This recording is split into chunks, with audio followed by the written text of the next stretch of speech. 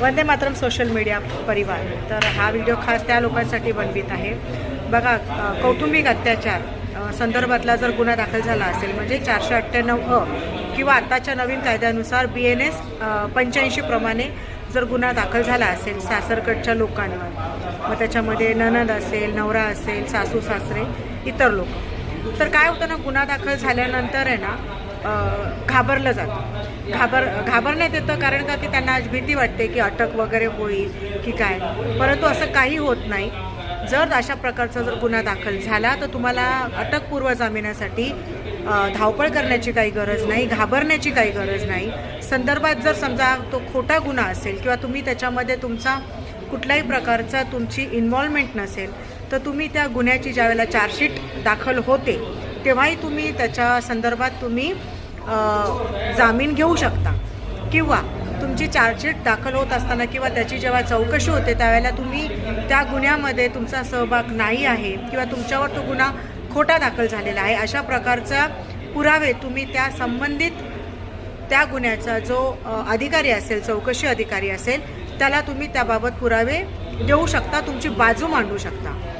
तर तुमच्यावर जर गुन्हा दाखल झाला असेल 498 किंवा आताच्या BNSच्या 85 प्रमाणे कौटुंबिक अत्याचारासंदर्भातला, तर तुम्ही घाबरून जाऊ नका।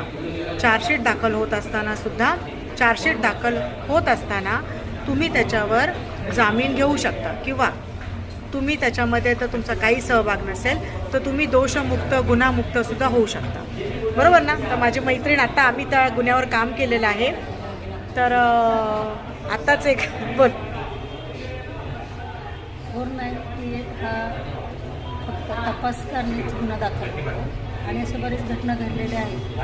498 रजिस्टर झाल्यानंतर चार्जशीट बरोबरच आरोपीला पण कोर्टात बोलवलं जातं आणि तिथं PR बॉन्ड किंवा जामिनावर मुक्त केलं जातं। त्यासाठी असं नाही आहे की अरेस्ट हो, ABAसाठी सेशन कोर्टला गेलं पाहिजे, म्हणजे अटकपूर्व जामिनासाठी धावपळ करायची गरज नाही किंवा जामीन मिळवण्याची सुद्धा घाबरायची गरज नाहीये।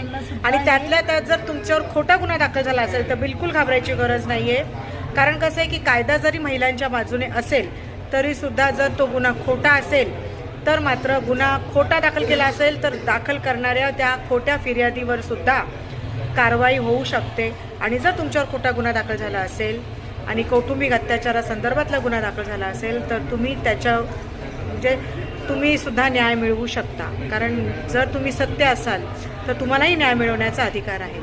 तर अशा प्रकारे जर गुन्हा दाखल झाला तर मात्र घाबरून जाऊ नका। अटकपूर्व जामिनासाठी